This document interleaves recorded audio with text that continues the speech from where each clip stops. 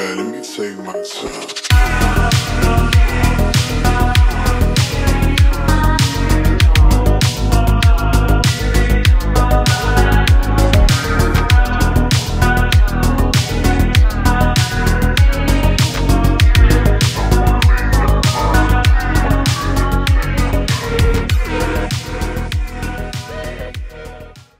Hello and welcome back to the channel, and for today's episode, samahan nyo kami mag-Batangas Loop. So itong ride natin is just around 200 kilometers with an elevation of 1,700 meters. So may kataasan din naman siya. Sa ride na to kasama natin yung asawa ko, si Camille, and this is gonna be her first 200 kilometer ride. So overview lang ng ating route. Mag-start tayo sa Lipa City, then make our way to Batangas City, then akyat tayo ng Monte Maria, daan tayo sa Lobo, akyat ng Taysan, our way to San Juan, daan lang tayo saglit ng Quezon, then back to Lipa City.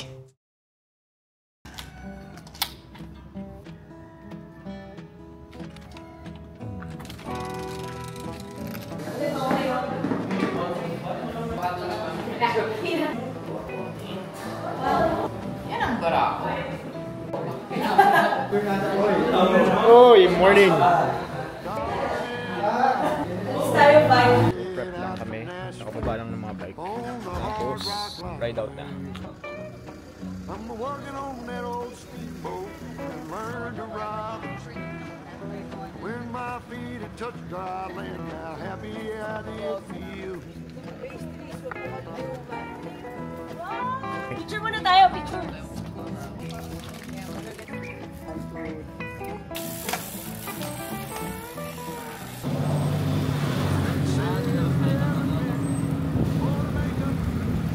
Start na kami ng ride. 200 kilometers, here we go!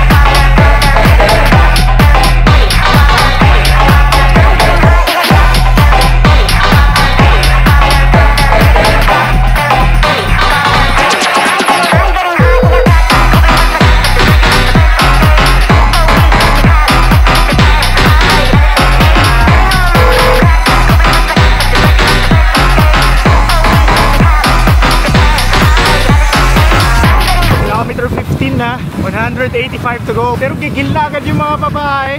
Sa likod lang kami, average namin 31.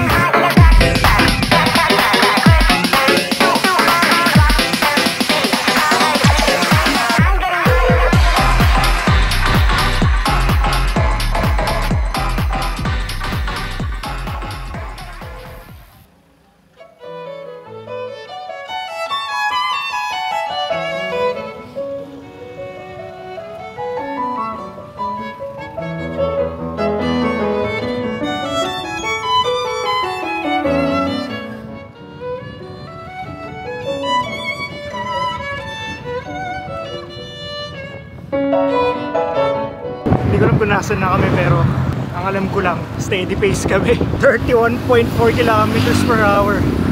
Grabe, tutulin itong mga to. Ayaw magpaawat.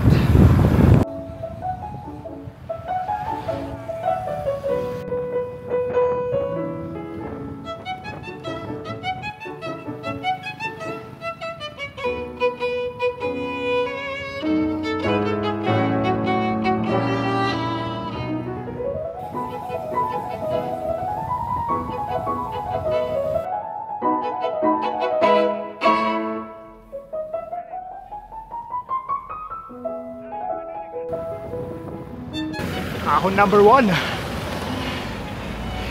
Nagkasubukan dun.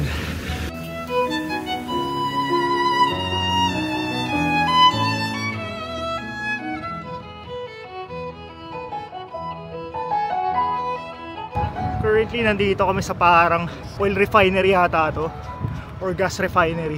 Nakita ko kanina parang malampaya yata itong area na to. So sunod lang tayo sa kanila. Sabi sila matutulin eh.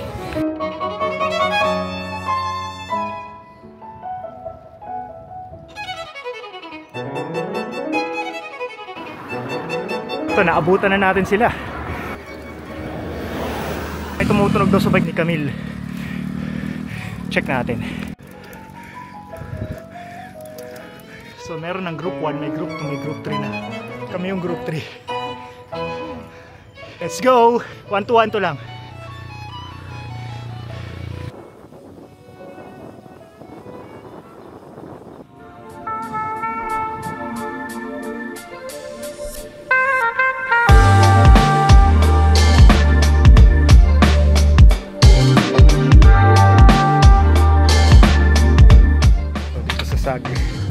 Merong ice cold water and Pocari.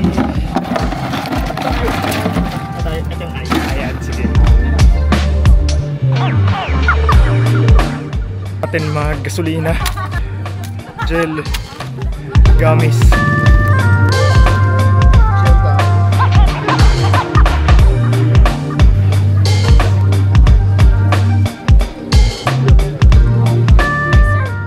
Sabi mo sa ride na to? Masaya. Masaya. Time check, 6:53 AM. Kapag first break na kami, maybe in the next 40 or 30 kilometers, break ulit.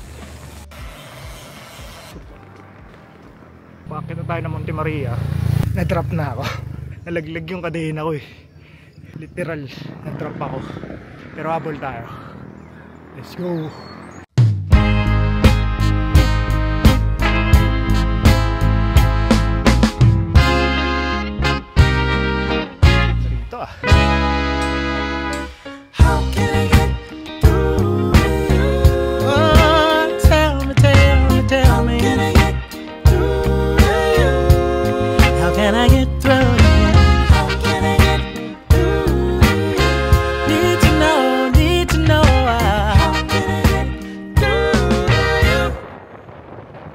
When I turn up, you get going. Shit, nawawala yata ako. Mali. Nawawala na yata ako. Sumunod ako sa SAG pero hindi ko na alam kung saan sila papunta.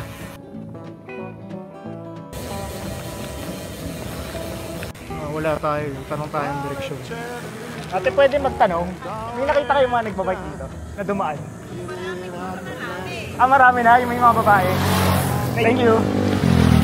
Ayun, naiwan na nga tayo. May dumaan na nga daw. So, nagkamali tayo ng ligo. Habol na lang tayo, wala tayong choice. Nakahabol din tayo. Kala ko mawawala na ako eh.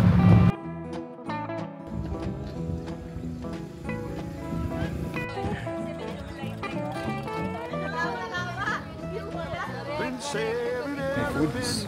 Kariin natin itong egg. Isa-isa.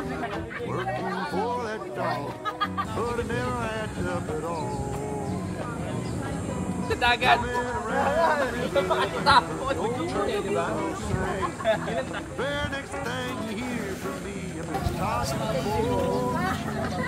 Hi naman si kayo dyan, kay Ate Jan Conso. Jan. Oh. Well, come this time tomorrow, reckon I don't know where I'll be. But if it wasn't for that old Sharon, I'll be back in Tennessee. Playing cards and crap games, not looking for Kaangatan ganina eh. if I am Yung mahapon lang kami. Kasi pinupulikat na si kami. Manageable pa naman. Kailangan lang ng pahinga. Regroup, kain, pahinga. Hopefully makarecover ng tama.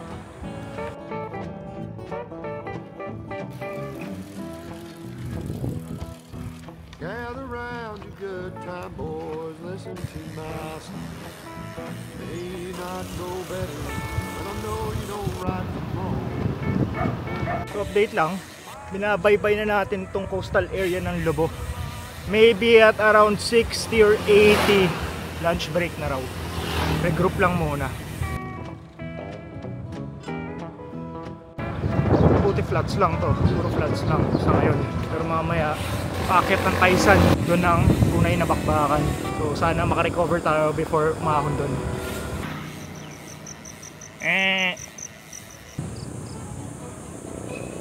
Yan na naman, mga ahon na naman. Saan na naman tigil.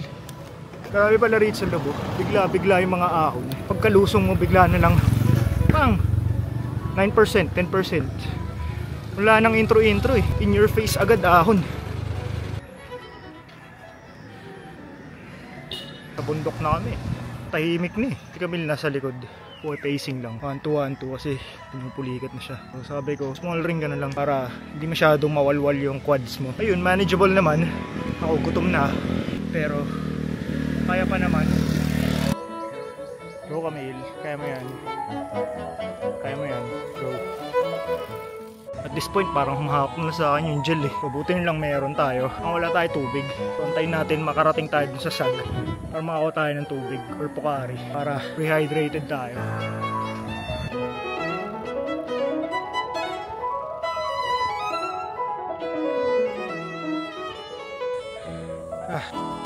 Okay, pumutok na yung pulikat ko. Kaliwang hita. Unahaw na ako. Siguro dehydrated na ako. Bakit pinupulikat na ako? Hassle? Dito pa sa gitna ng init oh. Sino?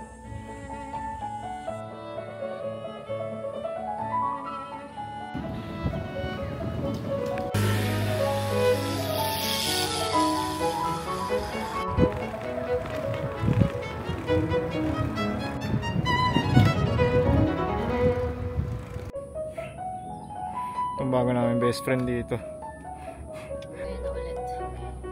Kaya na?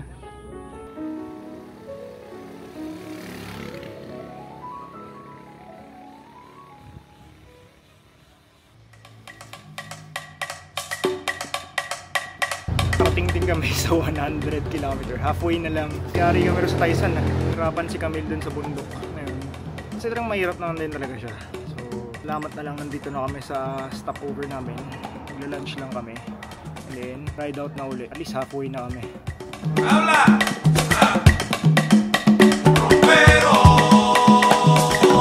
Kakain lang namin. Ride out in 5 minutes. Meron pa tayong 100 kilometers to go. Ride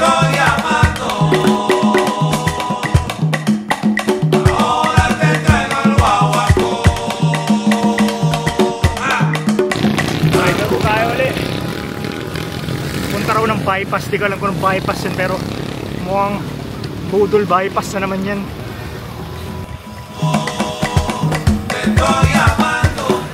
Grabe, ahon na naman.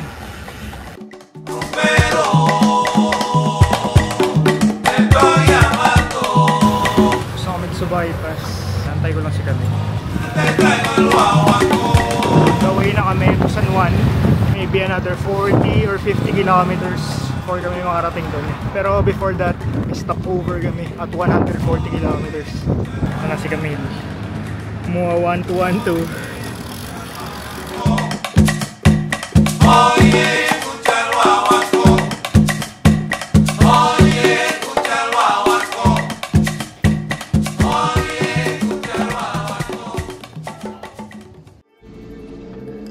Switch cam tayo ngayon. Ba't na yung DJI? Teka.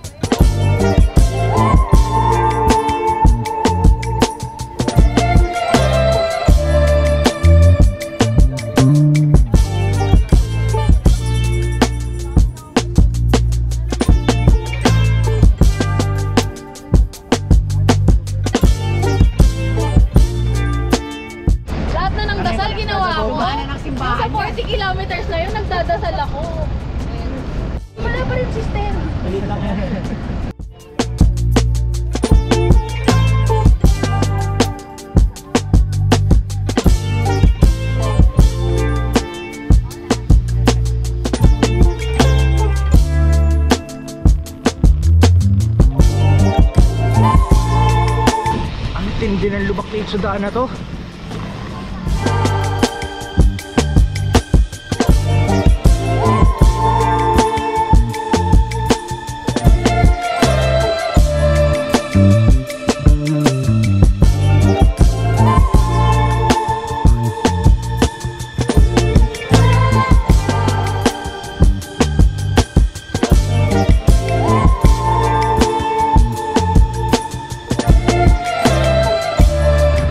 Kilometer 150. Konti na lang.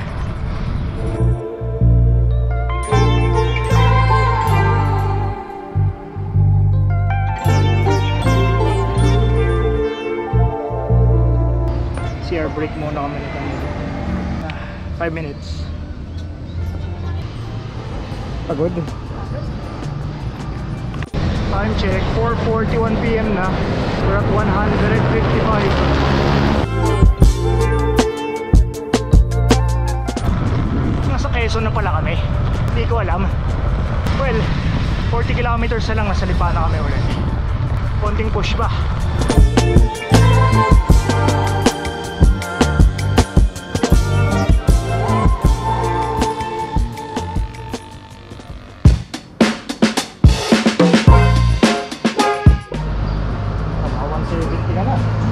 Nice, high five.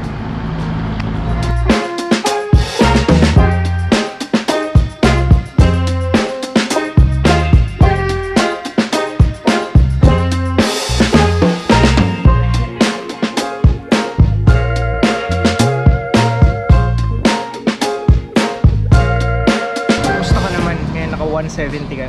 Kumusta? Anong pakiramdam mo? Right. Pakiramdam.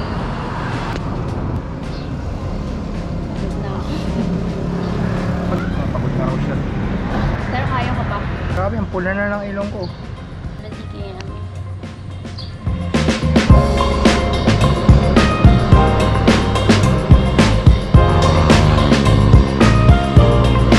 Sa Batangas na kami uli. 30k na lang. Tapos na. Naputan na kami ng ulan. Time check, 5:56 PM. 20 kilometers na lang. Umuulan na. At least malamig. 10k na lang. Makakauwi na tayo. Naligo nga lang tayo sa ulan. Okay lang.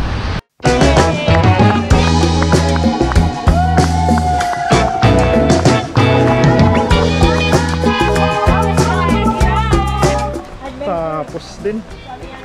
Ulan nga lang, pero tapos na. 200 din. Lamig.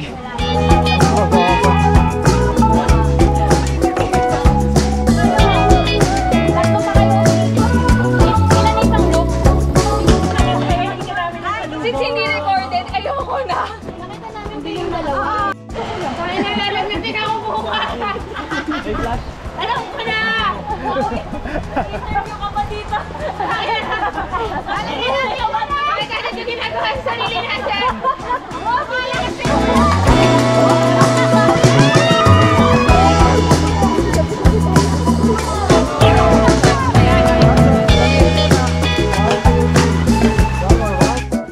Damay. Oo, 200 siya. 200 siya.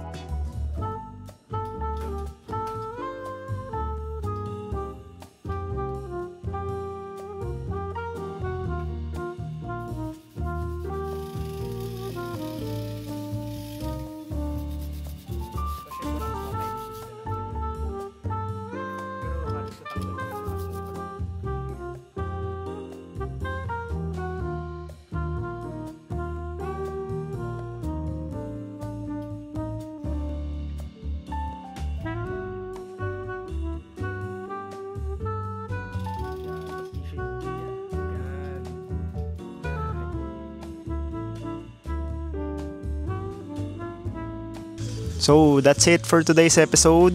Natapos si Camille yung ride. Naka 200 kilometers siya. Nakasurvive siya. Pagod, laspag, pero masaya. So, sa mga nagtatry magbalak ng ride na to, nasa Strava ko yung map. I suggest you give it a shot kasi medyo challenging din siya. So, I'll be posting all of my cycling-related contents here on YouTube.